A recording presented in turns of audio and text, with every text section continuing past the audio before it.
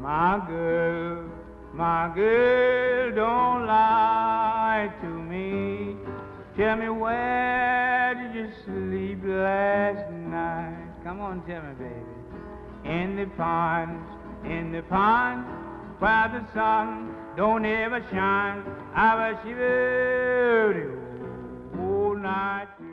Here we are, the Old-Fashioned Hollywood Podcast. The Old-Fashioned. Episode 6, and we are drinking Mumm Napa Brut Prestige Champagne. The old favorite of ours. I guess it's not champagne because it's sparkling white wine. What? Because champagne is only from like a certain I just region. took it out of my fridge. I didn't even read it. Yeah. He's like, hey, bring something to drink. And I was like, I was going to go get some beer, and I opened the fridge. I was like, oh, I'll just take this. I don't know where it came from. Probably our housewarming party. It came from Napa. Anyway, I'm Larry Longstreth. And I'm Scott Baker. And he's Scott Baker. And here we are. So here we are after some travels, both of us. Yeah. We're just coming back from different parts of the world. I was in Hong Kong and a little bit of mainland China. And a little bit of where else? Mainland China. Oh, mainland so we China. were in Guilin, which is like it's kind of like the Alabama of China. Yeah, it's like small town, backwoods, farms, and stuff like that. Not when you think of like Beijing or Shanghai, you know, skyscraper China. This is very much rural, small town China. It's kind of funny. I always thought that if somebody, I've met people here in LA, and I go, well, you live here? And they go, no, I'm just visiting, and they're from another country. Yeah, it's my first time in America. They're just coming to LA and leaving. I'm like, dude, you don't go home and tell people you've seen America, because it's not. Right. This is not America. It's weird how we think of something as a certain thing, and it's not that a lot of the time. Yeah. And you went where? I was in the first time I was in Ensenada, Mexico, up and down Baja, Baja California, Mexico, which is amazing. I mean, absolutely fucking amazing. And then I came home for 4 days. And then I went to Vancouver, up in British Columbia, Canada. Yeah. Well, and I think that's the same thing too. It's like you go to Baja, Mexico, and you're like, that's not really a representation of Mexico. And I knew that. Yeah. Well, some parts are. It's almost like the spaces between. Right. Where you go, okay, this is country here. Right. But then you're in like white people land, and I actually all the tourist places. Right. You know what's funny is I actually asked my friends on that trip. I was like, do you feel like we come down to Mexico and we just stay in like a little...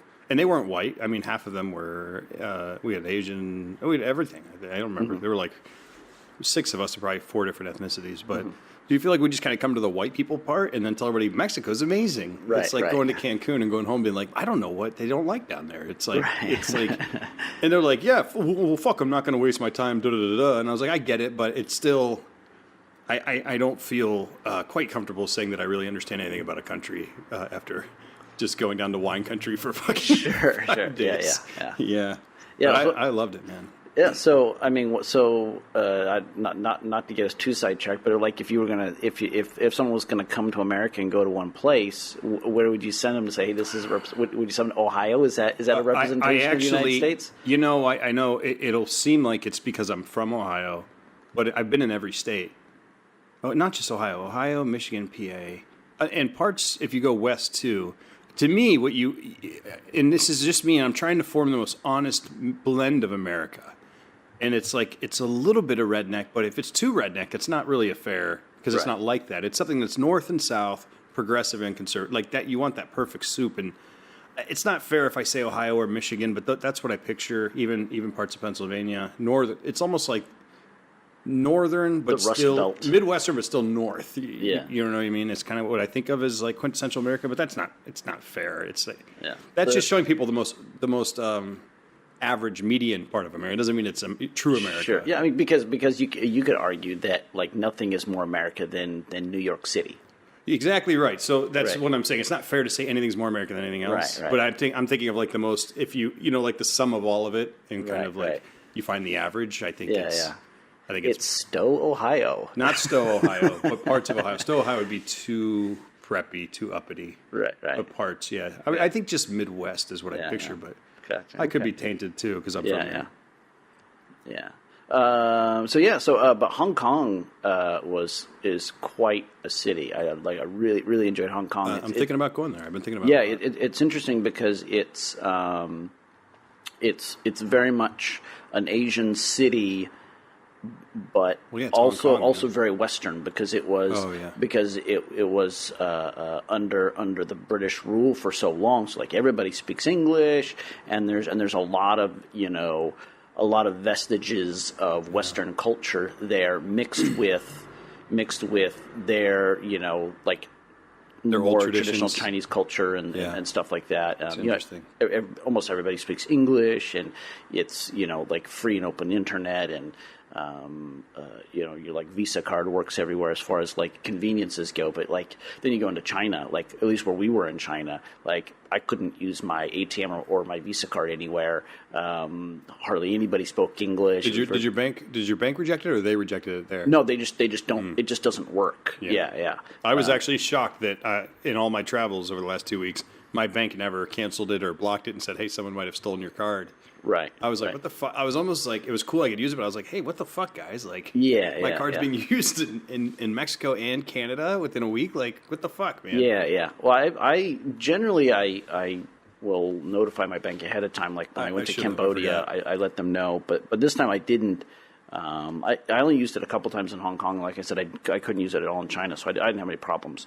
But I really enjoyed Hong Kong and wish I could go back and spend some more time there. It's apparently growing really rapidly as a city or as an area because it's since the 90s it's been turned over from the British government to the Chinese government, and it's like only since the 90s. Yeah.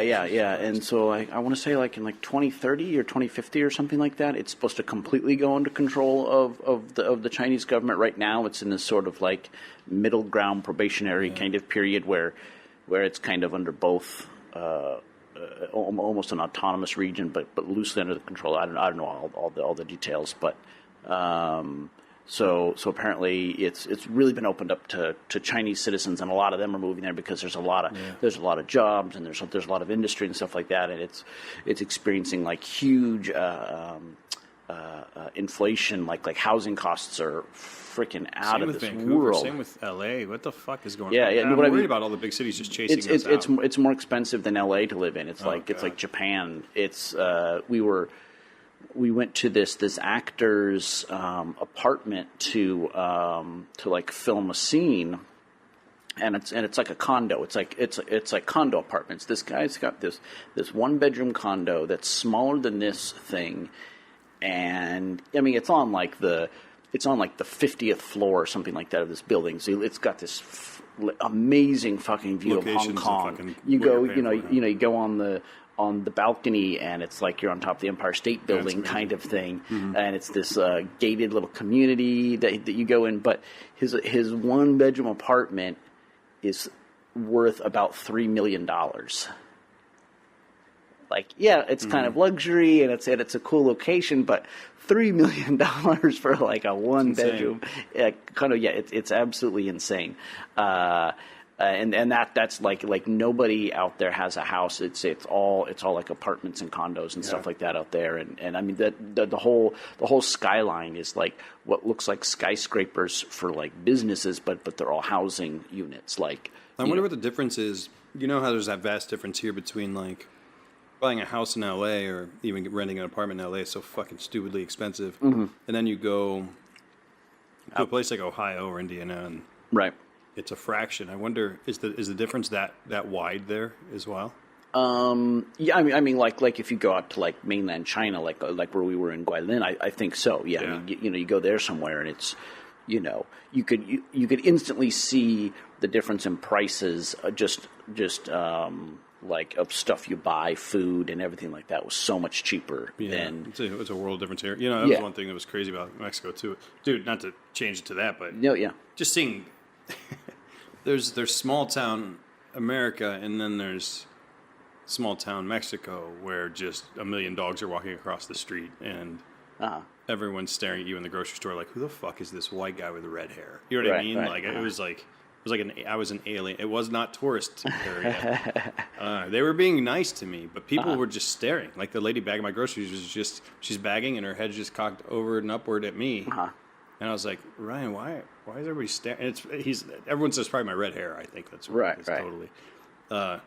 Because you look like that boxer. And it is. I heard the word Canelo so many times. Our tour guide was obsessed. Absolutely, just like Canelo, Canelo, Canelo, Canelo. He's probably going to listen to this. How's it going, Felix? Just seeing people living in like what we would call shacks. Right. And fucking like dogs hobbling around, like nobody owns them, or maybe somebody does, but they're just—it's like cats here, but more. Yeah. And I'm like, man, the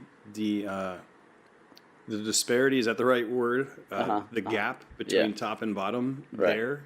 We think it's bad here. Yeah, it's different. It's there. I was like, holy shit! Like I just felt like a spoiled baby. I really did. I feel like a bitch. Like I'm not being funny. As we were driving and we were driving through the country, I was just like, I'm just picturing my childhood. It's fucking like Huck Finn, Tom Sawyer, playing in the woods, but like nice house, 3 meals a day, do your chores. We didn't really do our chores. Yeah. Do your chores and like just this Leave It to Beaver upbringing. And I'm seeing these people and I'm like, everyone throws the word privilege around all the fucking time, but it's true. Like it is, we started, I was born on third base. Like, like I was thinking about the job I work now and when I was there and I was comparing it to like where I started and I was like, and I think actually income wise, I'm pretty much, I've heard before that statistically in America, at least, I don't know if it's global, but you are very, very likely to end up in the same income bracket you're born into, or at least very close to it. Mm-hmm. And so I was thinking, I was like, am I there? And I was like, yeah, I'm pretty much just landed, and in my mind, I was like, well, I proved myself and I did this and that and this and this. And then, I worked hard and da-da-da. It's like, well, you were kind of already born in that on that base, so maybe you left it and came back to it, but you never. I see these people and I'm like, it's almost like when you see the Latinos here in LA in the kitchens and they're like, hey, what's going on, Huero? Hey, Larry, what's going on? I'm like, hey guys, and I'm friendly with them and I leave and I'm like, that motherfucker works 3 jobs, right? Like, and I'm just working. I'm like, what the, like, I don't know. I'm not doing the pity party, but I like for other people, I don't mean to be condescending, but I am constantly, lately, the last 5 years going, oh my God, like, if I bitch about anything, I'm a baby. Like, right. And Mexico reminded me of that a lot. Yeah. Like, well, it is true that, the standard of living, obviously, in the United States is higher than most other parts of the world. And so, if you look, any of us, particularly sort of, middle, lower class for America, our standard of living and cost of living is so much more than somebody in China or India or something like that. But yeah, it is also true that what income or what sort of socioeconomic status you're born into is largely going to be where you end up. There, people do move up and down. There is upward mobility and obviously downward mobility, but the sheer numbers of people that change is so small that it's the exception more than it is the rule. It's funny. You this applies to you as well. You talk about downward mobility, and I think like, what would I have to do to be homeless somewhere? I would have to burn every bridge because my friends aren't going to let that go. Like your friends aren't. Like I'm not going to let my friends be homeless. Right. I'd have to. So I would have to damage those relationships beyond repair. Yeah. Money wise, like it's not like I'm not a rich guy, but it's in the family, it's in the circle. Like we'll always be okay. If somebody's hurt down, the others can help. Right. There are so many fucking safety nets that I would have to burn through to hit the ground. Right. And other people don't have. Yeah. Any one maybe if or zero. And, and so people go, oh well, it's you didn't have everything handed to you, or I didn't. When you see a successful 55-year-old white guy who's like, oh, I worked hard and da da da da. And it's like, dude, you don't. Your brain is not fathoming how many safety nets you have that you don't even count or you don't see. They're invisible to you because you're fortunate enough to have them. You're fortunate enough to be able to have them be invisible. Right. Yeah, and that's... Or maybe not even have to think about them. Yeah, that's like, what I'm saying. Yeah, It doesn't even cross your mind because, and it's like it would have to start with drugs and abuse, and that would have to be a cycle. But other people, they pretty much start on the bottom, dude. Right. They really start on the bottom. Not the bottom we call the bottom. Right. But the real bottom. Right. Yeah. It's a world of difference, for sure. So what'd you guys do in Mexico? Oh, man, Mexico was fucking crazy. Well, it wasn't like... We weren't like shit-faced the whole time, but we were at the end. It was just, we get there, we rented this cabin, this Airbnb out in the middle of fucking Baja, like, and it's in the middle of these vineyards. It's so, like, in the middle of fucking nowhere. It's beautiful. I took videos and stuff. I haven't posted anything, but I posted some, but not very many. And it's this awesome, like, cabin with a few bedrooms. And like literally, there's a back porch, and right there, like the vineyards come right up to the porch, so the grapes are hovering over the deck into your into your hand if you want. You know what I mean? Oh, nice. Yeah, and so like I would just kind of wander and stuff, and we got tours from a local guy who just took us from winery to winery, and they're always like these big fucking like castles up on the top of a mountain. Somewhere, and you can see this one 4 miles away. You can see that one over there. We just kind of zigzagged across the country to them. It was amazing. I mean, it was so fucking beautiful and awesome. But the best day was we went horseback riding. Oh, yeah. I've been horseback riding, but I've been horseback riding in America where they're just like, okay, so just keep your feet down and don't go too fast and da-da-da-da, and they've got somebody walking alongside you or whatever, Not here, dude. I have no fucking real experience. I haven't been on a horse for probably 6 years, and I don't remember anything about last time I was on it. But Mexico's different, dude. They're just like... Okay, when we get up we were riding through these mountain, this like valley. We're crossing fucking rivers. It's like, it's such a big safety fucking hazard, like a risk, a liability risk if you're in America. Hats are blowing off. A dude gets fucking thrown from his horse. I'm riding and I'm like, I can't believe how much control I have over this horse. I'm like, I could just leave the trail right now. They're not even gonna get mad at me. So I just kind of like nudge him over this way. And just walk. It's like we get to the beach and she's like, if you guys are comfortable, you can try going fast. Like only like 2 or 3 of us did. But I get on the beach and I'm just like thinking about it, and I was like, man, you only live once. So I fucking tug on, I yell at the thing and fucking kick it, dude. I don't even know how to like do anything, and I'm flying, man, flying down the beach on a horse, like through the wet sand, and I'm going so fast that you just hear the da-da-da-da-da, and I'm like, what the fuck? In my mind, I'm like, what am I doing? Like, I don't know what. I was like, I don't know. This is my first time on this is really my first time on a horse with nobody around me. Right. Like, what am I doing? I was like, is he gonna stop? Like when I want him to stop? So I can hear I hear somebody else pull up next to me. It's Kristen, our friend, because Kristen actually took riding lessons. She knows what she's doing. And then I hear another set of hooves pull up next to me. And it's my friend Alex Zarita.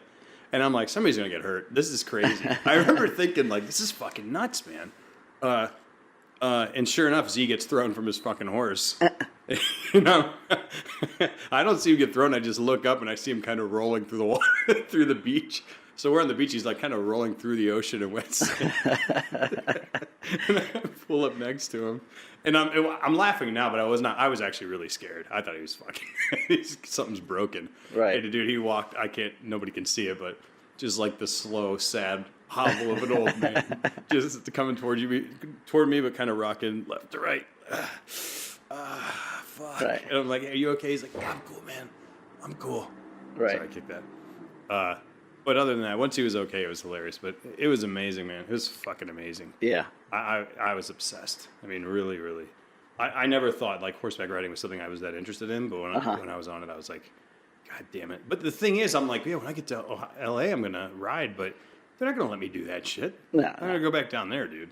You're gonna go to Griffith Park and Yeah, some dork's going to fucking... Yeah, kind of like you're gonna have like the 80-year-old horse that can't run. They told me later that my horse was feisty and wouldn't listen because I pulled way ahead of everybody else, and I'm like, okay, stop, and I'm like, oh, and I stop him and I turn him sideways to see everybody else, and everybody else is like these little dots on the beach and they're way behind me, and I'm like kind of nudging him, like we got to walk back toward them and wait for them. And so I do you do the kiss sound and kind of nudge him back. Yeah. I pull him to the left and he shakes his head and pulls me back to the right. Yeah. He wants to keep running. Right, and I'm right. like, no, what the fuck? Like, I'm like, this horse is not listening to me. I'm like, no, you fuck. And I pull him to the left, and he fucking pulls me back to the right. Like, Right. and finally I was like, motherfucker. And I like pulled kind of hard to the left. And he looks at the other horses, and he does like that horse sound, like he's yelling to that. Yeah, like, come on, let's He go. does that, Yeah. like the whinny or whatever the fuck it is. Uh-huh. I'm like, dude, they're their own fucking animals, man. Like, Yeah. I told her, I'm like, hey, my horse isn't really listening. She's like, oh yeah, you got the one that he does that sometimes. I'm like, what the fuck? Like, Yeah. it was amazing though. It was absolutely fucking cool as hell. Yes, sir. And then Yes, sir. Vancouver was. Yeah. So I come home for 4 days, Yeah. and work is like crazy because like I've been out of town and I have to talk with customers and clients all the time, and so I'm playing catch up. I work like 12-hour days, and just then I get on the flight to Vancouver. Vancouver was like the opposite. It was just like this mellow. Have you been up there? No. Dude, it's fucking really cool up there, Yeah. man. It's just mellow. I basically just had a beer and Yeah. saw movies and hung out with my friend Kelly. Cool. Beautiful Kelly. Thanks, Yeah. Kelly, for showing me around. Yeah. Schooling me on Vancouver. And one thing I noticed when I was up there is that it is the A&W capital of the world. Really? There were A&Ws everywhere. I was like, what the fuck? I didn't know there was more than 2 stores in the whole country, dude. Right. Yeah, I haven't seen an A&W down here forever. Like, I Yeah. remember as a kid, we had one in our little hometown and go there and get root beer. Yeah, and, same you know. hometown where I'm from. It's like, I thought it was a root Midwest beer. thing. I didn't know it even Oh, yeah, existed yeah. anywhere else. And they were like, yeah, this is the capital. Oh, interesting. It was beautiful though up there Yeah. too. Tasty root beer. Yeah, so I'm traveling and you're traveling at the same time. Yeah. It was cool. So, I was out there for, we were shooting a visual album, which is, it's like a music video, but for the whole album for this artist. So kind of like Pink Floyd's The Wall, Right. that kind of thing.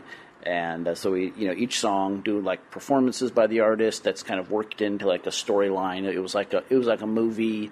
So there were little narrative scenes, and then we would do a performance where the artist is still in like the same costume and the same set, so it's all kind of tied in and stuff like that. And it was the story, like How does that get released? What's that released as? well, obviously like YouTube and that kind of stuff. This was like financed by some Hong Kong money and people who the artist is in with, and so they were talking about that it might get some like theatrical play out there in China nice. That's and cool. in Hong Kong, because we got some actors that are pretty big out there, like Danny Chan. He plays Bruce Lee in the Legend of Bruce Lee show that's Yeah. on right now, and he was also the Bruce Lee goalie in Shaolin Soccer, and he's like A-list out there. I recognize like, him like actually when I saw the Hong pictures Kong you and posted. China. Yeah, and What's his name? Danny Chan? yeah, and then a couple of other actors we worked with out there who were like I never heard of, and you probably never heard of out here, but they're freaking huge out there. And so this was like, for them, it was a chance for them to be associated with like a Hollywood project, Right. because even Danny Chan, who's done some big stuff, he's looking to do more Hollywood films and stuff like that. So we were, we shot some stuff out here in LA, and then we went out in Hong Kong and China and shot. We were going all over the place. We were in like downtown Hong Kong. We were shooting, like I said, in like people's apartments or on the streets. We were. And then we went to China, and we went to these caves, these like old caves where people have, for like centuries, people had been going to, and like, We don't have anything setting like up that. We don't shrines. we have centuries old stuff, but we don't have anything that's like thousands of years old here. In the U.S., yeah, We have old Native American stuff, but it's right, not like, right. This is like the Grand Canyon kind of Right. thing, where it's like a natural phenomenon, but it's also, they've kind of incorporated into like a religious thing, because you go in there and it's like you're in this cave, and the ceilings go up, and the structures, it looks, it has this like mystical look to it, and I can see ancient peoples like incorporating that into their religion and things like that, Oh, yeah. making it some sort of That's a like good holy place or something. You've traveled a lot in your time already, huh? Yeah. I was You were in Peace Cambodia Corps, right? last year, and I was in the Peace Corps in 2000, 2001. I was in Turkmenistan. Tell me this fucked up Peace Corps story you told Which me. one? You said which one? Oh, Yeah. God, I'm going to try to remember it. where you're trying to convince somebody of something? What, are they robbing you, or I can't remember? Oh, it's probably the one we were at the nightclub too late, and you were out too late, right? Yeah, I was out too late, so we were all of us Peace Corps volunteers were in this little small town Bismeen. And how old were you about? I was like 23 or something. Oh, like fuck, that. you were a kid, man. Yeah, I thought you were like my age. Or... No, I was super young. I was just out of college. Because this was like the first thing I did out of college. I didn't have a job. I got a degree in history, and I didn't what the heck am I going to do with that? So I ended up going to the Peace Corps, and we went to Turkmenistan, which is an old Soviet Union republic, and so we were we hadn't been in the country more than like a couple months. We were still really fresh. And I knew some Russian already going in, so I was kind of like the spokesman for the group. And we're at this like nightclub, this discotheque, and we had been drinking and dancing and all this kind of stuff, and dancing with some of the local girls and things like that. And then it's like 2:00, and so the bar's closing and everybody's leaving, and we're walking out, and they've got these like Turkmen, sort of security that are there, and they're like super young because it's like it's one of the countries where they have like a mandatory draft where like they're younger than you at 23. Yeah, oh, they're kids. Yeah. 18, so like you turn 18 and you have to serve a couple years in the military. You have to be an authority figure. What a joke. Right. So these are like kids with like assault rifles and shit, right? And so we're leaving, and everybody's just kind of walking out. And as soon as we walk out of the bar, the security guy stops us and asks us what we're doing. I'm like, well, we're going home. He's like, a documenti, like can I see your papers? And so like I show him my passport, and then we've got this sort of like green card sort of thing that like allows us to be in the country, and then we also have this letter from the president, and this is sort of like a Stalin Soviet era type president. He's like, you have to carry all this on you as you walk around. Yeah. Jesus. Oh yeah. So the president was like, he's kind of like a king. He's like president for life and has all the powers, can do whatever the fuck he wants to do. And so he like wrote this letter for all the Peace Corps volunteers saying, yeah, we're Peace Corps volunteers, we're invited guests, and that we shouldn't be harassed by the security forces. Sucks he has to write a letter saying don't harass these people. Yeah, no, because it really was, there was like a sort of a real xenophobic sort of thing going on. Yeah. Not necessarily xenophobic, but just sort of like suspicion of outsiders that they were spies or something like that, And so, which you were.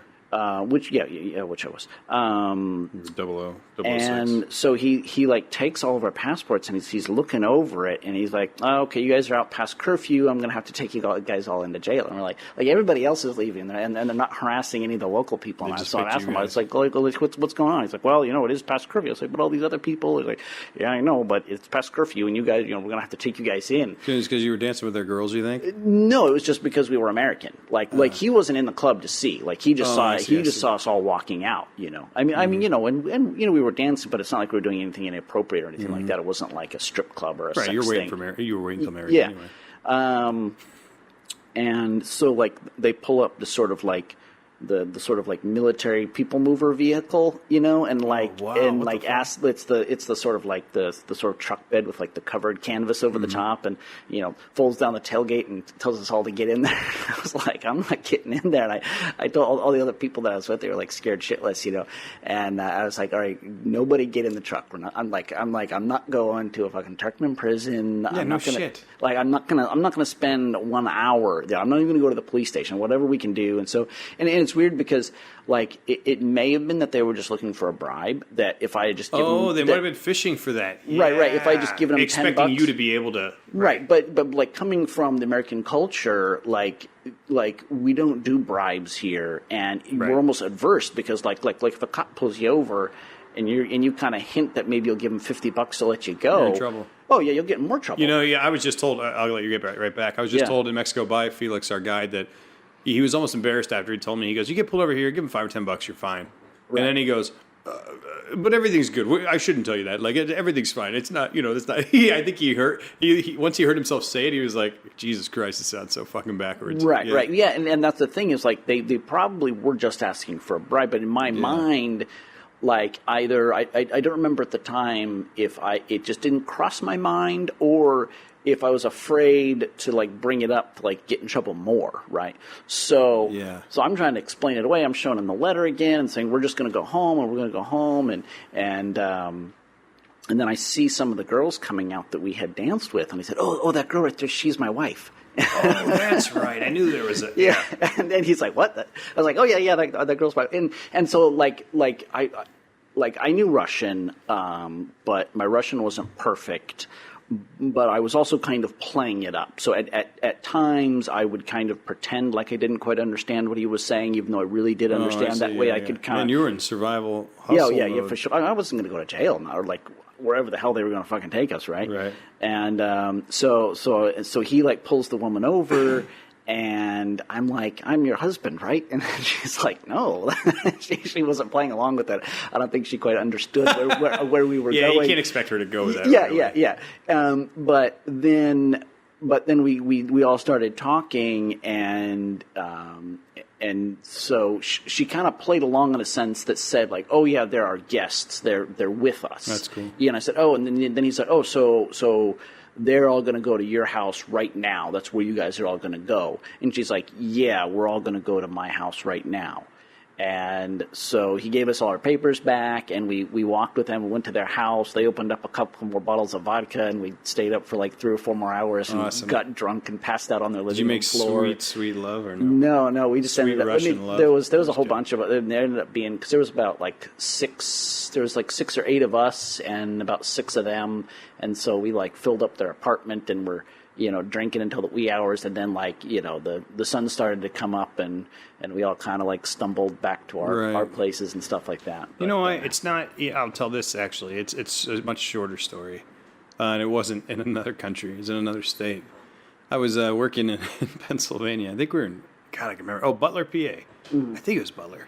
We were always in Pennsylvania, and our foreman went to bed early in the hotel, and so we decided, like 3 or 4 of us, that we were going to, and I was this kid, I was like 24, and all these guys are at least 34. If someone was 34, then he was by far the second youngest. Everyone else is 38 and up, Yeah. And we get it in our heads that we're going to drive back to Ohio that night, and just like see our ladies, our girlfriends or wives, and that we're going to come back and slip back into work the next day in Pennsylvania without the foreman knowing. And when I grew up in Stowe, like I said, it was Leave It to Beaver. But when I worked construction, it was like I was like on the ship with pirates, and it opened my eyes to the world, dude. I have so many stories that like I never, like things that just popped my cherry for life, dude. Like mentally, emotionally, like oh, people are sick fucks, you know what I mean? Like that kind of reality check. But I remember this is nowhere near as like we were going to go to jail. Yeah, I guess we would have been fucked. But I remember these guys just have a Home Depot bucket filled with ice and beers in the truck, and we're all drinking. I don't think I drink in the truck. Not to dismiss myself, but I didn't want to fucking do that. I was already wasted though. We'd been drunk before that. And we're flying, dude. I remember thinking, like, we're going to get pulled over. Like, you can't go 80 or 90 miles an hour down these Pennsylvania back roads and not get... Like, I was like, what the fuck is this guy doing? Like, it was my friend driving, this older guy, and I'm like... But in my mind, I'm like, dude, you're going to, like... Why get it? Like, I understand we're being risky. Why wave a pull me over sign is basically what we were doing. And we're flying, and I'm like a nervous wreck because I was like, dude, we're going to get pulled over, and we've all got fucking... We're in a work vehicle, and everyone's got open drinks. Sure enough, fucking, you just hear the woo, and I'm like, God, motherfucker. And I'm in the back seat behind the guy in the passenger seat. And fuck. Like, we're all like, fuck, because these guys are all holding beers. So you hear all these cans getting crumbled up, all put under the seat. And I see the guy in front of me on the passenger side, and he starts sliding it back. So it's going to be like in my lap. It's going to slide back to where I'm at. I go, fuck you, dude. And I kicked it back. I remember I was like, fuck you, man. So I'm in the back seat, and we pull over, and we're all wasted. And this fucking highway patrolman's walking up on the driver's side. And, dude, he just has to look in the back seat. There's a bucket. I can't hide it. There's a bucket of beer. I can't hide it. He just literally has to turn his head. It's plain. Mm-hmm. It's impossible to miss it. He walks right past that back window. And I'm like, fuck, he's going to look over here. Like, I can't do anything with this. He walks right past the back window. My friend, the driver, goes, let me handle this, guys. Just go along with it. Dude, listen. It's funny now, but I thought it was sick, but I was also glad it worked. He goes, the officer comes up, you know how fast you're going? He goes, listen, man, I know I'm speeding. I'm so sorry. My daughter's in the hospital right now. We're from Ohio. These are my coworkers. They have nothing to do with it. My wife's phone died. That's all she told me. I just got to fucking get back right now. If you give me a ticket, give me whatever you need to give me. I need to get back. And I was like, there's no fucking way. Like, I'm just staring out the window. I'm like, there's no fucking way. And he goes, your phone's dead? He goes, yeah. Or he goes, no, my wife's phone's dead. He goes, you don't know anything about your daughter? He goes, I have no idea what's going on. Uh-huh. He's like, I'm losing my mind. He goes, all right, go on, get out of here. Good luck. We're all straight-faced. Everybody in the truck's fucking drunk. I'm like, oh, my God, please don't smell it. And he walks right past that window again. All he has to do is look, just turn his head, and there's beer everywhere. And he doesn't. And he walks right past, and I'm like, I won't say the guy's name. We'll call him Frank. Uh-huh. I was like, Frank, you fucking piece of shit. I can't believe that worked. They're like, all right. So he starts speeding up again. I go, no, stop. I'm going back to the hotel right now because they're going to do it again. Like, I'm not stupid. Right. I was like, nah, dude, I'm good. I don't trust riding you guys. But that was one of many fucking road stories, man. Like, dude, I learned really quick. I remember my friends would always say, I left with this construction job, and when I would come home, they'd be like, man, you cuss a lot. Man, you do this, you do that. And it's like, because I was being poisoned by these fucking pirates, man. Mm-hmm. You know, I was being ruined. But, if put it this way, my time there, I love all those guys, but I feel deep, I should choose my words carefully. Let's just say I'm glad I'm not a wife. Yeah. Yeah, I'm glad I'm not a wife. Yeah. And I learned how not to treat a wife if I have one someday. Right, too. right. Well, it's an interesting thing, like traveling for work and that sort of thing where you're like traveling with other people. Yeah. And you're sort of stuck with them, and it's just sort of like bonding, whether it's guys or girls or whatever. I mean, you guys were like traveling, like, driving around the country for jobs. Yeah. And, I was in Hong Kong and China, or I was in Cambodia for another one. And that sort of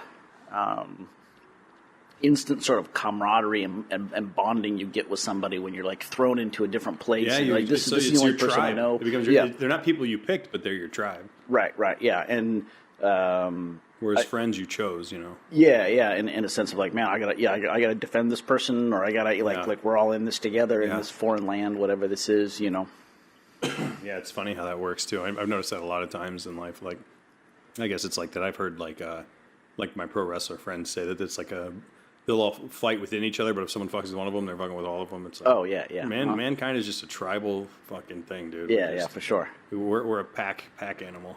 Yeah. So what was I was gonna say, what was your favorite place? You've been to a lot of. How many countries you've been to? I've been to like different places in Europe, like England, Germany, France. India, Turkmenistan, been Cambodia. In India. Oh yeah, that's cool. I'm jealous of that. China, Hong Kong, Japan, Mexico. I love Cambodia. Cambodia was great. That's a place that I would totally. I've talked about it since you told me about it. Yeah, I would totally go back there to visit, and it's also a place I could see like moving to, like being an expat in living, and like, oh, I'm going to take my modest savings and live like a king out in this a tropical island paradise sort of place. I mean, it's not an island, but it has that sort of the sort of tropical island feel to it. I always think about wrangling like 5 or 6 of us for a Cambodia trip, just from what it's cool. About. Like I love it there, and like the people are really cool, and it's not too touristy.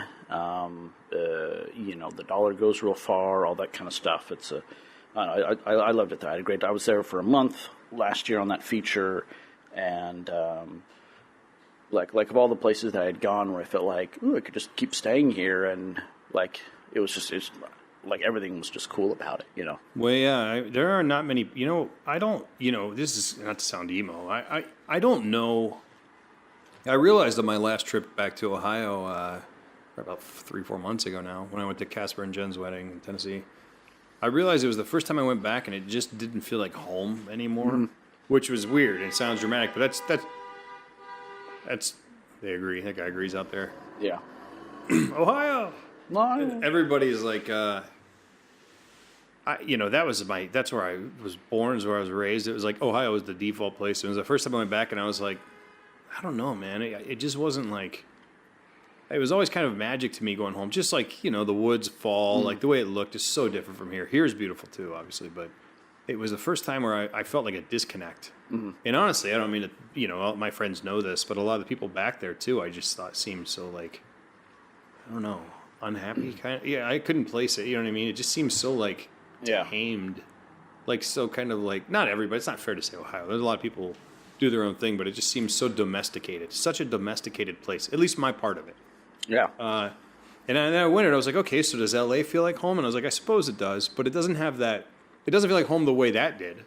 Right. It feels like home as in like I'm familiar now. Like do you have a place? I think a lot of people. I believe a lot of people, like my aunt and uncle who've lived in Stowe, Ohio for fucking 60 years, that's home. It's locked into their brain. If they moved to Florida tomorrow, Ohio would always be home in their heart. Right. I don't have that. Do you have that with any place? Do you have that with somewhere? I mean, last time I went up to Northern California, just a couple months ago for Fifth Passenger was showing up there, and like, it was the first time that I went back and had that sort of magical feeling of going back home. You told me that, yeah. Like, because I had gone there several times before, and it's not that far away, and it's not that different than LA. It's still California, but it's been so long since I'd gone back there, and it was also the situation that I went back there for. Yeah, you went back for your film, right? Yeah, That's an amazing. Yeah. I went back for my film, and it's like not a funeral or a fucking wedding. Yeah, and not just to go back and hang out or whatever. And it was like I got to see like everybody that. I got to see like everybody. I can't fill you up. I can't reach. Sorry.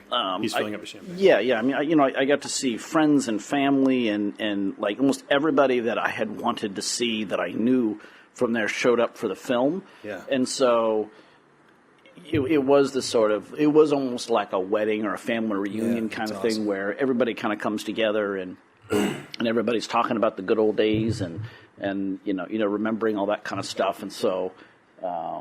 Yeah. And like I said, it had been a while since I'd been up there, so there was a bit of the nostalgia and everything, and I still I think about it as home. I mean, I don't have a house or a place like both my parents have moved away, my brothers moved away. They both left where you? Yeah. Oh, yeah. So there's like aunts and uncles and cousins and things like that, and friends and college friends and stuff like that, but. It still feels like home in a general sense. There's still something like innocent about the streets and everything like that. That's there in my mind. That doesn't really exist. I have that too sometimes. Yeah, when I see Kent, Ohio. I grew up in Stowe, which is like the preppy neighbor. Next door is Kent, which is progressive, more wooded college town.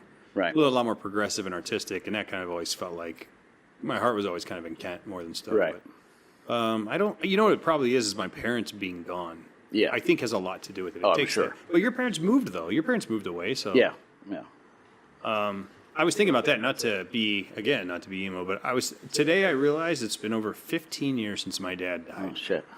And I couldn't fucking wrap my head around that. I was just like laying there, just thinking about whatever. Actually, I was thinking about film stuff. Like, what can I do? How can I be productive? And then I was like, something made me think of my dad. Something he used to say, and I was like.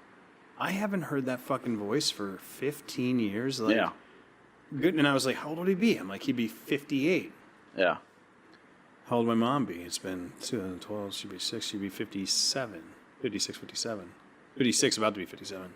And I was just like, man, that changed. That has a huge impact on what we're talking about, I think. Like, yeah.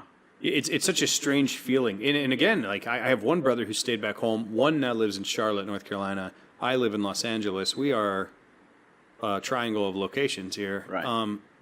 When you're that spread out, you don't go home and see your brothers. You go home and see one brother. Right. And then you have to go somewhere else to see the other one. So like that home feeling has kind of been like somebody took an eraser, like just kind of wiped it out. You know what I mean? Like it's like kind of like I used to always think that with the deaths and the moving and stuff that it was like we had this like Leave It to Beaver family and someone dropped a grenade right in the middle of it. Yeah. And then the pieces were all scattered everywhere.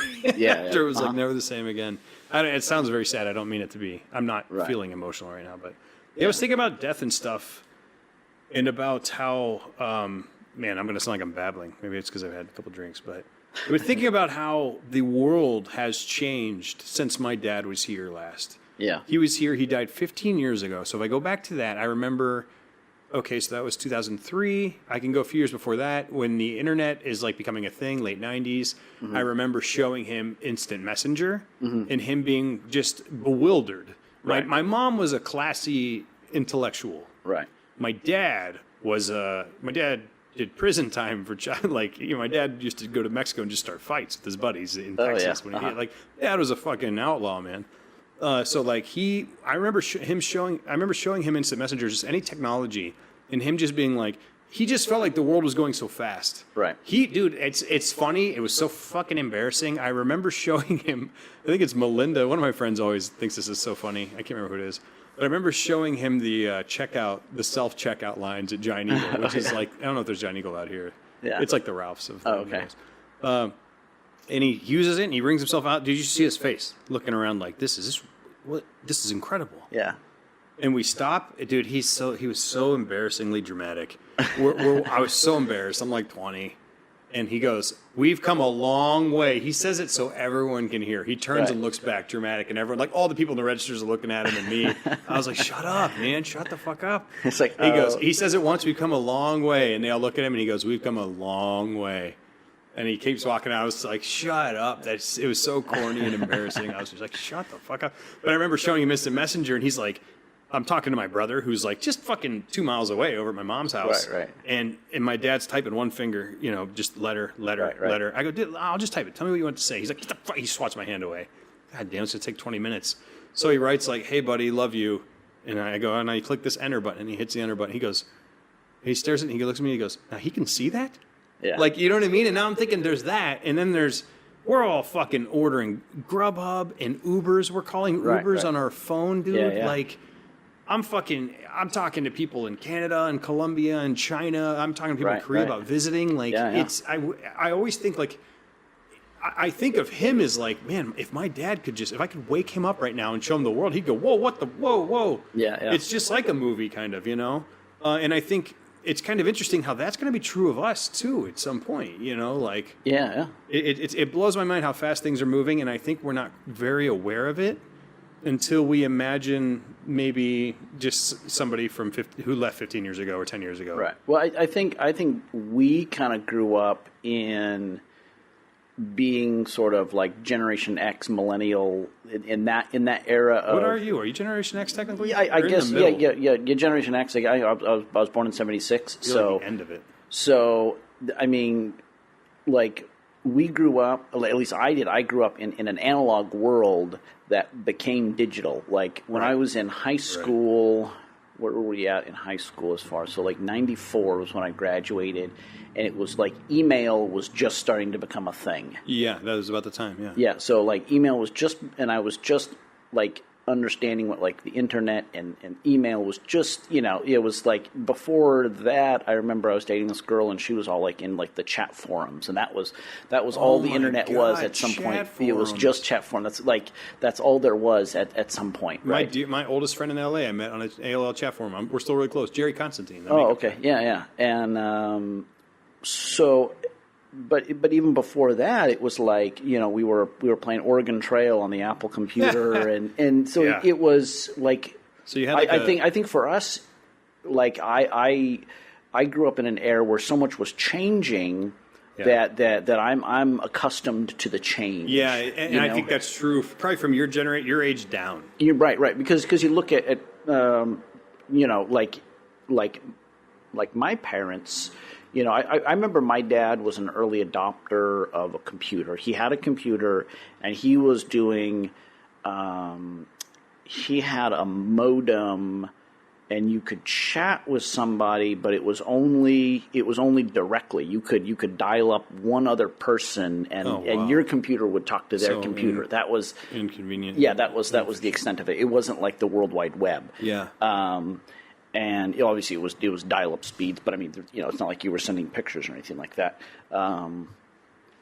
But even I think like my mom and people of that age, I mean, in their lifetimes, from being a kid to being 30, technology didn't really change much as far as like your average person. Most people, they had a dial-up phone, they had television, and they had, records. But it was 15 or 20 years before big changes. Yeah, I mean, it wasn't until that plays a lot into yeah, the Trump era, it wasn't until the 80s that it was pretty much like in the 80s, the late 70s, early 80s, when everything all of a sudden started happening, where it was like people were getting VHS players in their homes, and people were getting CDs, and people were like all the technology started really advancing into the digital era and stuff like that.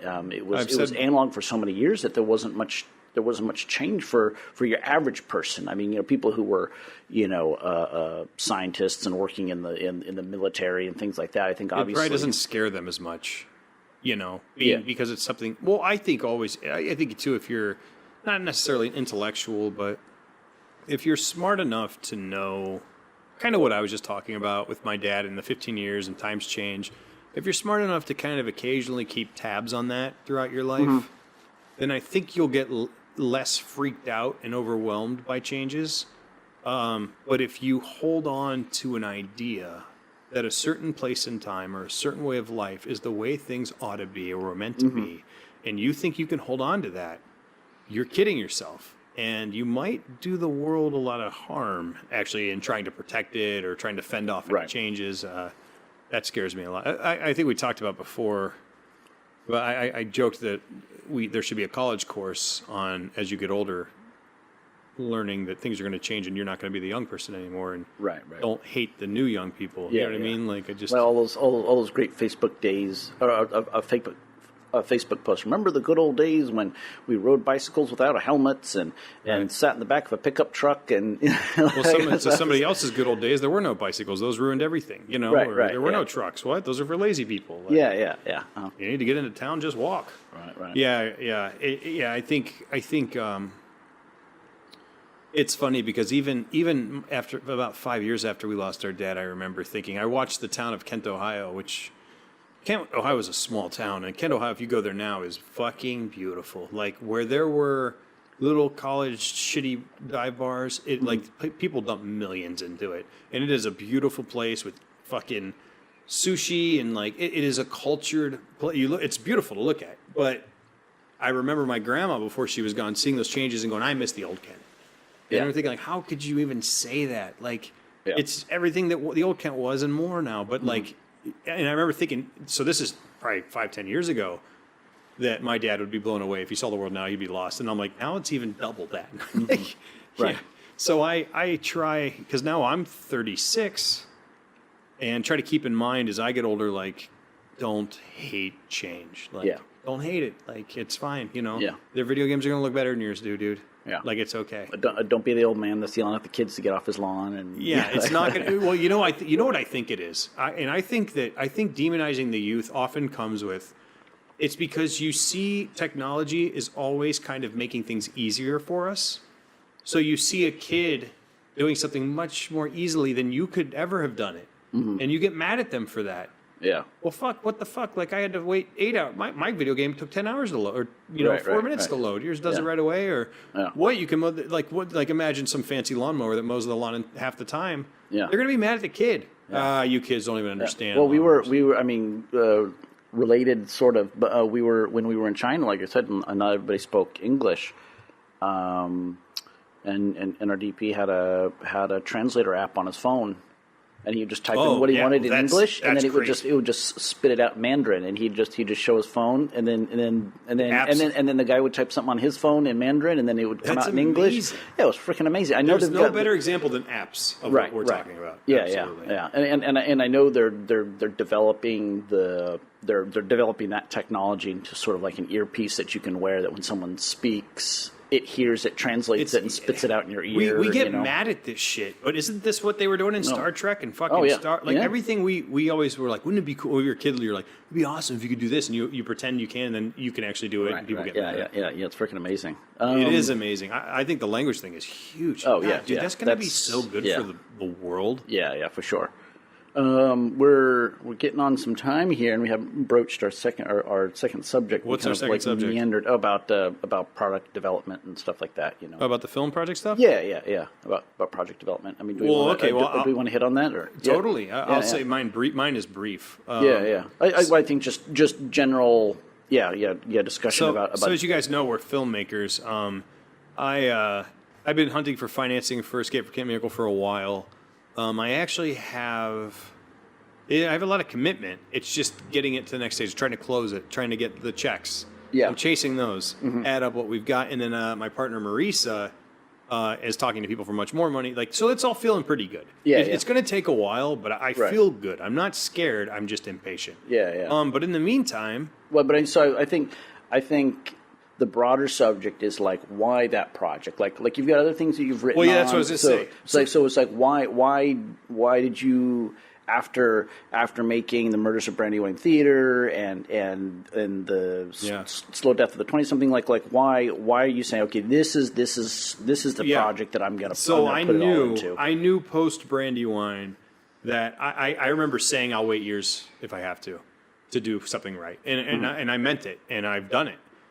Because one, aside from the project, and I think this applies to you too, we have to, I'm not fucking doing this for less money than I need to do it for, because it has to be great everything. We're trying to fucking make careers here. Yeah. I don't want to just do what I need to do just to get through the day and pump a film out, and then I'm spinning my tire. Then I haven't proven why I deserve bigger opportunities. Right. So that's one thing, is I am obsessed with that and doing it right. And I'll take my time. It's fine.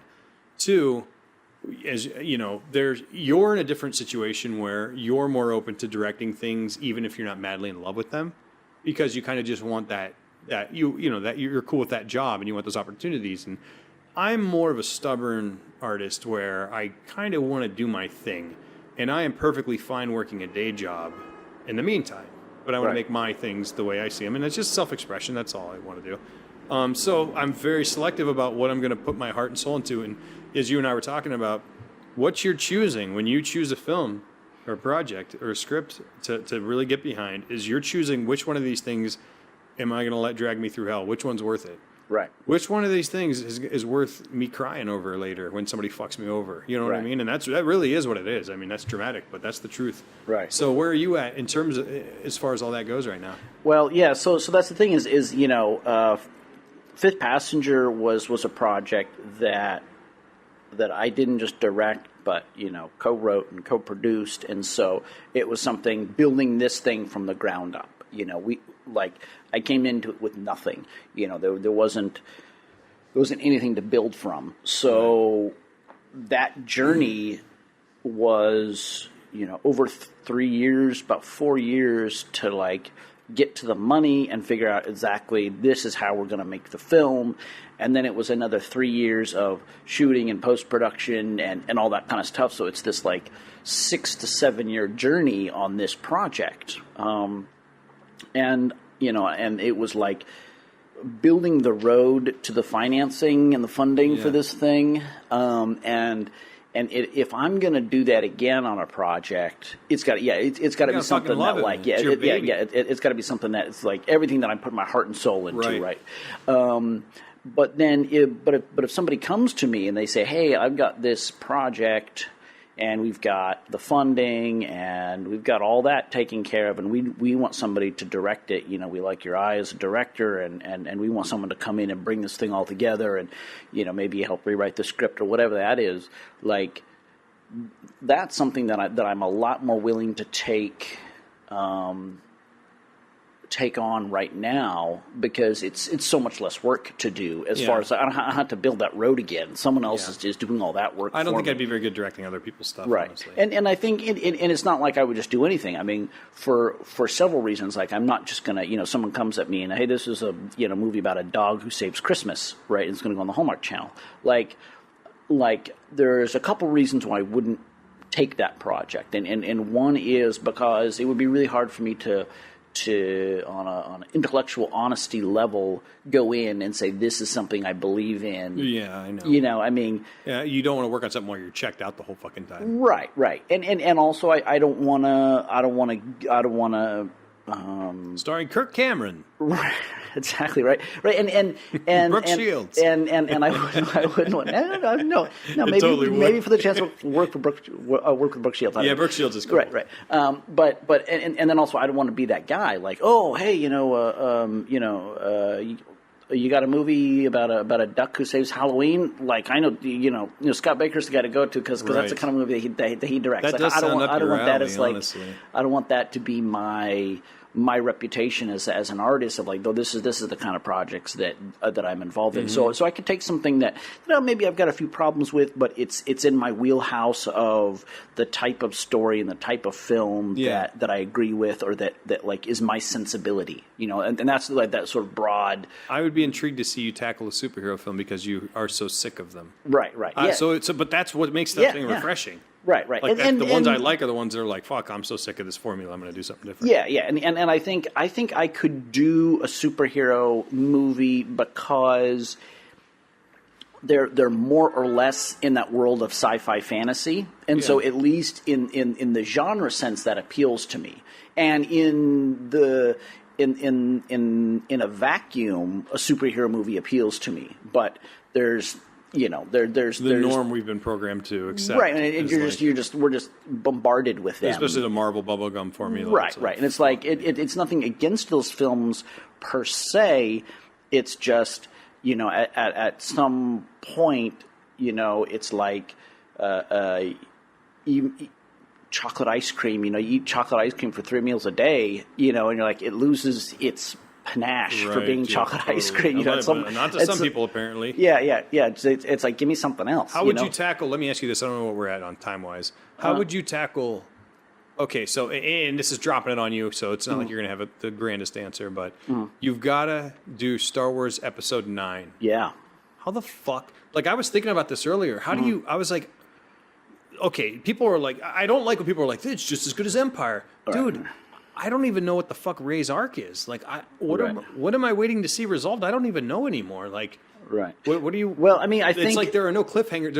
There are no questions that need answered really anymore. Right. Well, so I mean, it's tough to say. I mean, because it's like, how would I approach it as like, oh, hey, okay, Scott, here's a blank piece of paper, write the script and direct it. I mean, because those 3 movies have been basically JJ does the first story, hands the baton over. Guy does the second story, hands the baton over. Right. Would that be an overwhelming thing to you if somebody said, here, the story's already over halfway through, and we're making it up as we go? Like, how would you? Well, I think I would do my best to try to to obviously pull it back to where to what I think Star Wars is about, but I mean it's tough now because Luke's already dead. It's like I know that's what just are you going to do? Luke and Han come back and they murder Luke everybody. is dead, Han is dead. I know, dude. Leia's dead in real life. I know. I mean, they fucking killed it. What do you do? There's like you're stuck with Rey and Finn and Poe. You're stuck with characters that you don't really emotionally care about. Yeah, and it doesn't feel like there's anywhere for them to go in a sense, but. I think what's his face? Kylo. Kylo Ren. He's the best. He's the only interesting character. He's the fun one to play with, I think. He's the one who needs like it needs to be about him. I want to see. He's the only one whose story I'm like, how's this going to end? Like, where's he going to go with this? You know what I mean? Right. Is he going to turn good? Is he going to? And I think that's or bringing in. Darth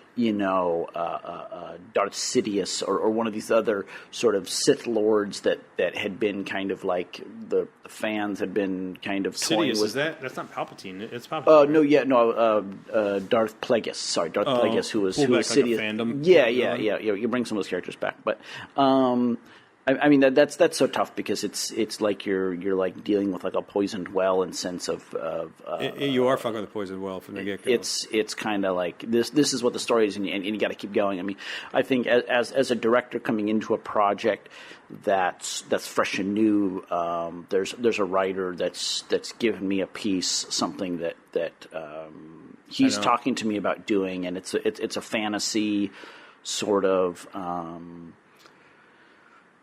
It's hard to encapsulate. It's not quite anything like I've read or watched. I'm trying to compare it to something. I think the closest thing I could compare it to is like Percy Jackson or whatever. It was like great, Scott. It was the Lightning Thief or whatever the fuck. Right? Yeah. So it's like ancient gods, and it's like like all these like ancient gods we know of have been kind of real this whole time, and they're playing in this other realm. It'd be better if they're still on top of Mount Olympus and planes are flying overhead. And right. So it's kind of like that. It's not the traditional Greek and Roman gods. I think a few of them are mixed in, but it's this whole other mythology that this guy's created, as if sort of you have these godlike beings who've been around for millennia, who are controlling Earth and controlling mankind and kind of overseeing and sort of tinkering around the edges, and they've been there this whole time in this other realm that most humans aren't aware of and stuff like that. So without giving away too much of the story, that's kind of what this project is like. And so he's approached me and said, "Hey, I'm putting this project together, and I'd like you to take a look at it as a director." And I'm considering it. I'm reading it. I'm looking it over, and it's like right now it's not even a script. It's like in a novella format. It's like a 300-page book. So it's okay. How do I take this story and put it into a screenplay? And that's all conversations to have with him. But I think that's so much more appealing to me. Coming to a story. I know. I'm trying to box you into a trap. Yeah. Because that's what people have to deal with. Right, I'll give you another one. You have to. We'll say remake. You have to remake a film. Right. What do you go with? Now, to me, you have to pick something that should be remade because it was a good idea at first, but they didn't nail it. Yeah. Off the top of my head, I can't think of one, but I like that idea of taking a film that had a great concept and just wasn't executed well either. Island of Dr. Moreau just came to mind, actually. Oh, right, okay. Which I never fucking I always love watching the movies, but I'm like, man, you're just missing here. Like, right. I think whether it's like the technology as far as VFX and stuff like that we're missing, like when Peter Jackson remade King Kong. I think that was one where there was a reason to do it. It was he just fucking missed for sure. I think I thought it was good. A long, sluggish movie. Oh, yeah, sorry. Yeah. I mean it's definitely one that was met with mixed reviews, but I think going back to something like Creature from the Black Lagoon or something like that. I mean, I thought I know, Last Man on Earth too. Right. I know. Well, they made like 3, but it never felt like a home run. They did that one like in 10 years ago with Keanu Reeves. Yeah. No, Will Smith. Oh, I was thinking of Day the Earth Stood Still. Sorry, no. Right. Yeah, but yeah. Will Smith, they did that one.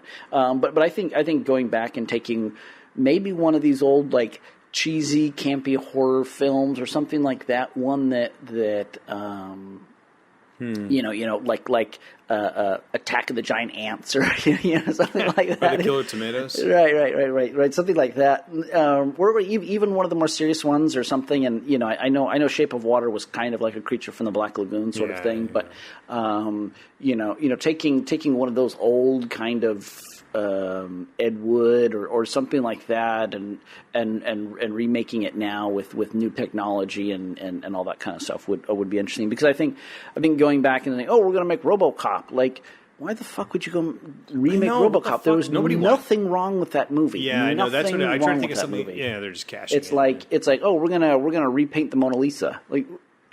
Like they make their money, then they don't give a fuck. It's never going to live up to I get it. I get it. Like suits and executives, like the whole idea of like why does a film get greenlit? Like a film gets greenlit because it has A-list talent, or it has like an A-list director, or it's a pre-existing property IP, that has yeah. a fan base. Yeah. You know, whether it's a movie or a TV show. Dude, I watched Ant-Man the other day in the theater in Vancouver, and I was just like, I left. And I was like, why did I watch that? Like, Right. Like I didn't hate I like Paul Rudd. You know, I was like, okay. I was just like, man, it's just like so. Fucking, I feel like I had no soul. Paul Rudd's one of those guys where like I feel like I should like him, but I just don't. He's kind of like he's like borderline funny to annoying. He's to me, right one in of those the middle guys. of funny and annoying. That, Right, well, right. And people will say, well, he's supposed to be that way, but I'm like that with Ryan Reynolds' Deadpool. Oh, okay. After I saw the second one, I was like, hey, he's kind of annoying me. And people are like, he's supposed to be. I'm like,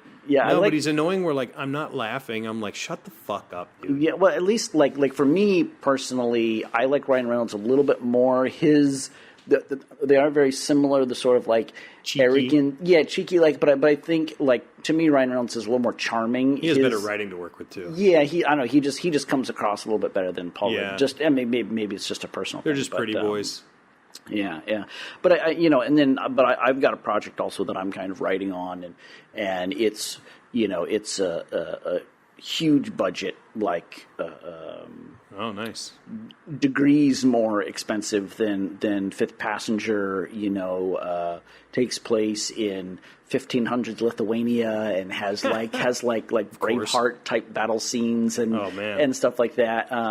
But it's something that like, okay, this is something I could see getting behind and spending another 5 to 7 years of my life.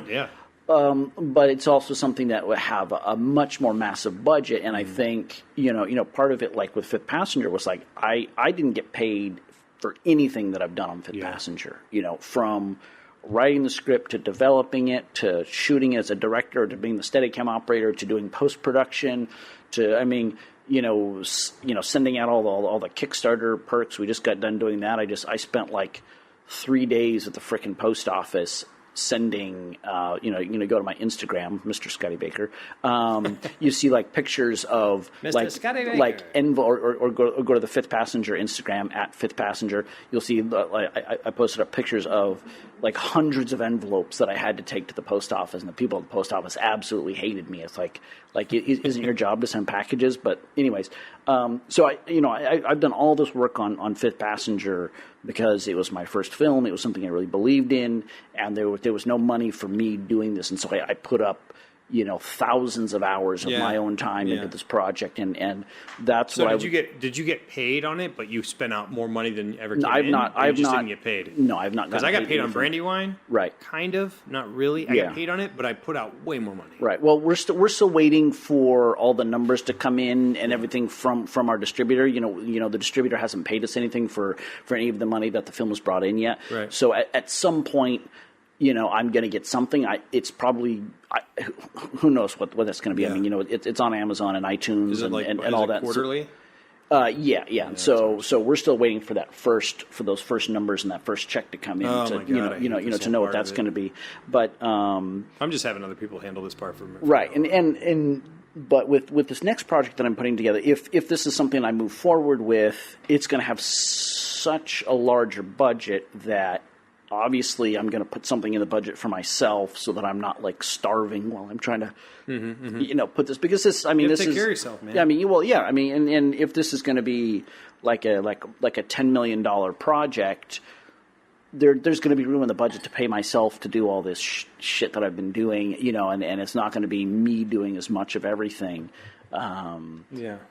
Building sets and all that kind of stuff like I was doing for a Fifth Passenger. But that's the thing too, is like I'd be willing to put a lot more of my own time and energy and effort into something if it's this is a product from my mind. This is something Yeah, if it's a baby, it's your baby. Like Right. As opposed to somebody's I got an unsolicited email from somebody who's got I've got this like comic book series graphic novel, and I'd love for you to take a look at it. Yeah. And it's like he's not saying, we've got a producer on board and we've got money.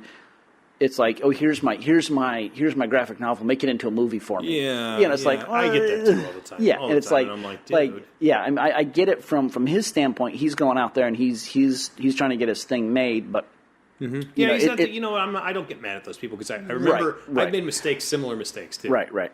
But if you're a writer or anything like that, just know that approach is probably going to yield very few results. I mean, just like actors who say, "Put me in your thing," I'm like, dude, I'm trying to get financing right now. Right. Like, I mean, if his comic book series has been out there and he's got thousands of subscribers and he's got a fan base and everything like that, I mean, that's a different story, because then that's something that anybody who's a film financer is going to look at and say, hey, look, this project already has a fan base. This IP has something going for it, and that's what they're looking for. Why did Walking Dead get made into a TV show? Because Kirkman walked in, saw the comic. I know the story. He walked in, he bought the comic book, he read it, he said this should be a show. I had read it already too, and I was like, this should be. I thought movie for sure. But yeah, he walked in, saw it, said, "Bam!" Like he was right too. It was. It already had a pre-existing fan base to a certain degree. What do they call it, an IP or whatever? Yeah, the IP, and why did Peter Jackson? I hate this shit though. Right, it's fucked up, dude. Well, I mean, it is, but that's the business though. That's why it's the show business, the film industry, is because it's based on money. Good idea, and make a film, and it gets a fucking theater run, but that's not going to happen anymore unless you're Pixar or fucking Marvel, or you're like Christopher Nolan. He gets to make Inception because he gets to make himself. But there's a small group of those people. Right. And even after a while, that well runs dry too. I saw Spielberg has a hard time financing things that aren't in a certain box. Right. Yeah. Well, he couldn't get Red Tails made. He had a really hard time getting Red Tails. Yeah, that was Lucas. Sorry. George Lucas made that one Red Tails about the African American World War II people. Lucas should just finance any film himself. Right. And that's what he ended up doing. Yeah. But it's also, I mean, like who was in Inception? You had Leonardo DiCaprio and stuff like that. I mean, because he's able to get A-list actors. But dude, that's the people's fault, because I don't want to talk shit about my friends, but like old coworkers of mine, I go, well, he says, what movies are out? We're like in fucking Michigan or somewhere. And I go, fucking this movie, that movie. This one's supposed to be good. He goes, dude, I'm not going to go see a fucking movie where I don't know any of the actors. Right. And I was like, dude, you suck. Like, you're making this so hard for people. Like, you're making it so hard. Right. But that's the reality, right? I mean, and it's like, I think you can get mad at that reality. It is bullshit. But you have to accept it. If you're going to succeed, you don't have to play ball. I mean, you have to play ball, because then you're never going to get something made. And if you're like, I'm going to make this movie with nobody that anybody ever knows in it, and you can, but the only way you're going to do it is you can make little indie films like Blair Witch. Right. And you have a 1 in 10 million chance that it's going to get picked up, and it's going to. I mean, totally. It's not only got to be a fucking awesome film.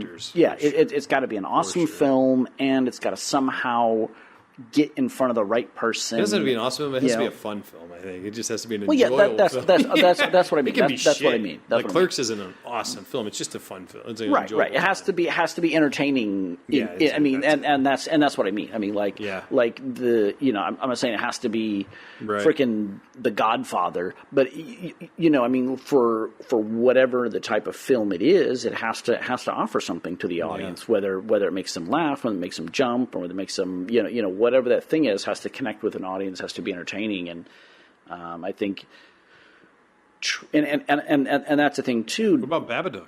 What's that? Babadook is but again, it's not a monster film, though. Right. It was, and it's also kind of horror. Horror sure. has a genre that you can horror and sci-fi. You can make those films. Yeah, for sure.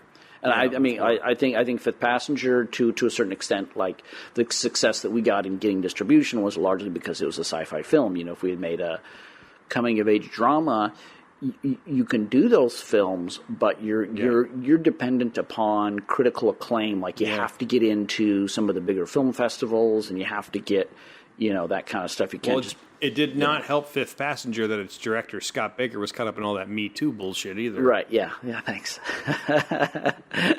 Not good, Scott. Yeah, right. Uh-huh.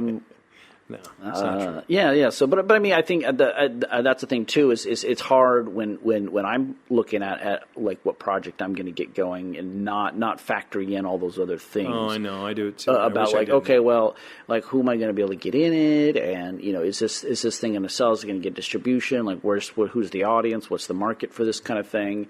But I mean, again, that's just playing ball with the world that we're in. It is like that. And I catch myself doing that. Like, imagine, and it's not literally Blair Witch, but imagine you're going to make a Blair Witch film, and you're going to make a film about 3 students going off into the woods and looking for this thing.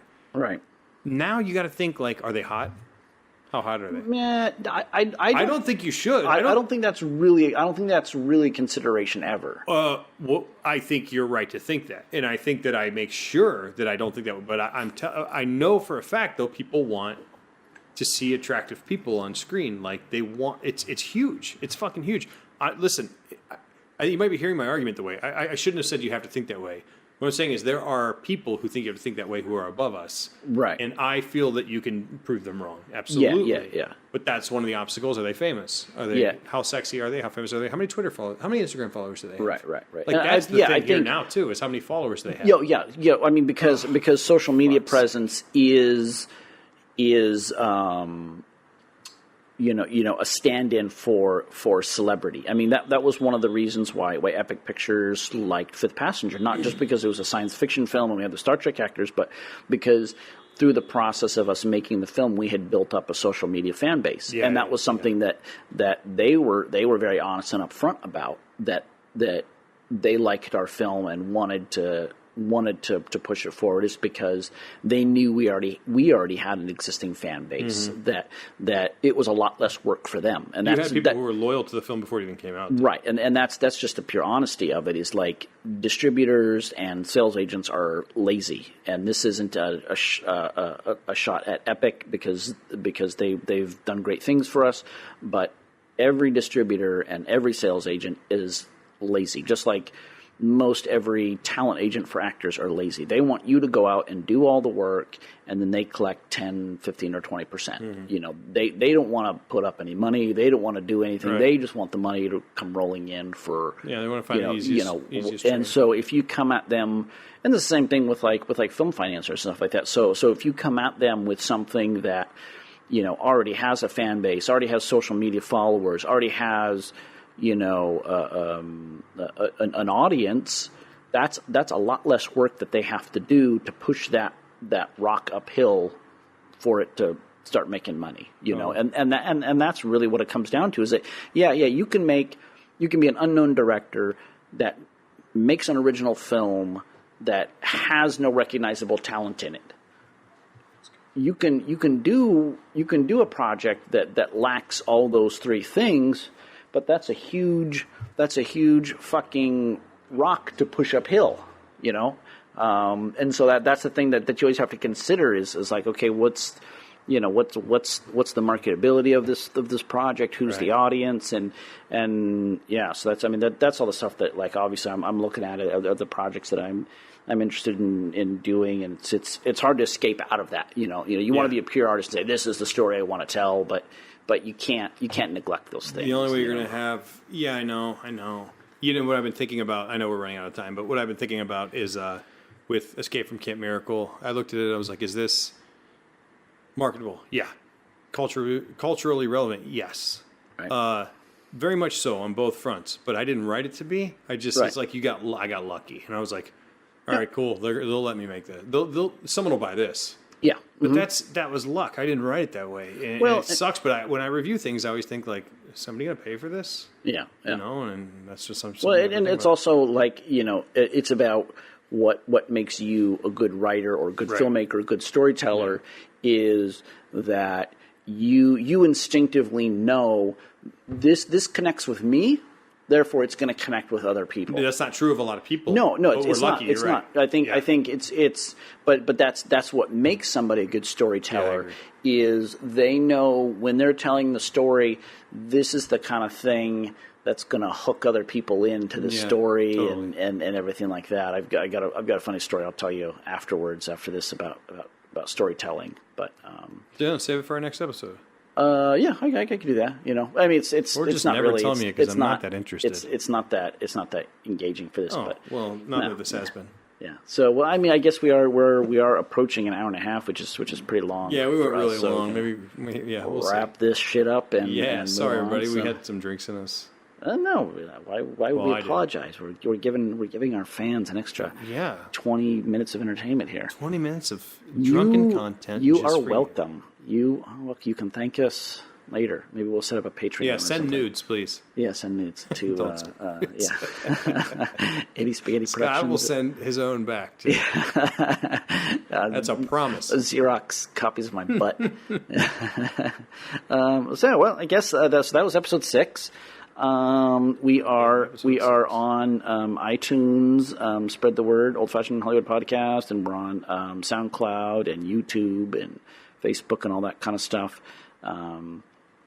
So if you want to hit us up, you can find us on like the Facebook or something like that. If you want to send us questions, I guess, about stuff you want us to talk about. Don't send them to me. Send them to Scott. Or you can find us. You can reach out to us directly. I'm on Instagram and Twitter at Mr. Scotty Baker. And Larry, my Twitter is just twitter.com/Larry Longstreth. I don't use it a ton. Instagram's probably just Larry.Longstreth. Oh, okay, yeah, Larry Longstreth. It's his feed's not very exciting. I wouldn't bother. No, it's a waste of your time. Just about since I've joined Islam, I've been focused on that a lot. Dick pics mostly. Yeah, Islam and dick pics. Yeah. So, well, farewell and good night. Yeah, farewell and good night. Yeah. All right. It's 4:00.